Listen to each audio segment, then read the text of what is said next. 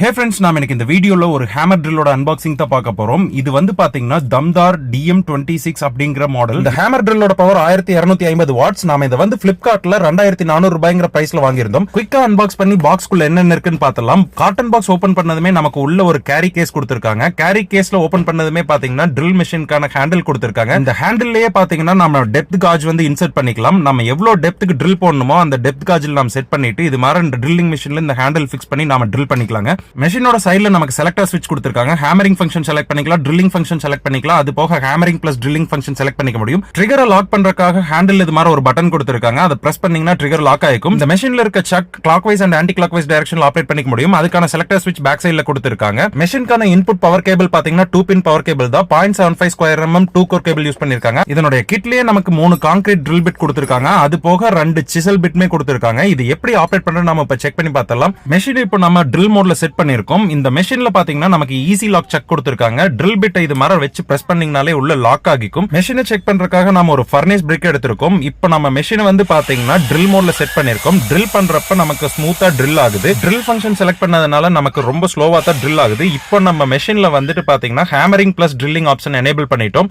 இப்போ அதே ஹோல்ல நம்ம அந்த பிட் வச்சுட்டு ரன் பண்றப்ப பாத்தீங்கன்னா நல்ல வைப்ரேஷனோட உங்களுக்கு ட்ரில் ரொம்ப குயிக்காவே ஆகுதுங்க. கன்ஸ்ட்ரக்ஷன் சைஸ்ல அதிகமா ஸ்க்ரூஸ் எல்லாம் ஃபிக்ஸ் பண்றதுக்கு இந்த மோட் ரொம்ப யூஸ்ஃபுல்லா இருக்கும். பிட்டை ரிமூவ் பண்றதுக்கு நீங்க இந்த சக்க பேக் சைடு புல் பண்ணிட்டு பிட்டை வெளியே இழுத்தீங்கன்னா ரிமூவ் ஆகி வந்துருங்க. இப்போ நம்ம வந்து ஹேமரிங் ஃபங்க்ஷன் செக் பண்ணி பார்க்கறோம். அதுக்காக கிட்லயே கொடுத்திருக்க இந்த சிசலை நம்ம அந்த சக்ல இன்சர்ட் பண்ணிடலாம். இன்சர்ட் பண்ணதுக்கு அப்புறம் அந்த பிரிக்ல வச்சு நம்ம இது மாதிரி ஹேமரிங் ஃபங்க்ஷன் ரன் பண்ணி பார்த்தோம். கொஞ்ச நேரத்திலேயே பாத்தீங்கன்னா அந்த பிரிக் வந்து உங்களுக்கு பிரேக் ஆயிருச்சு.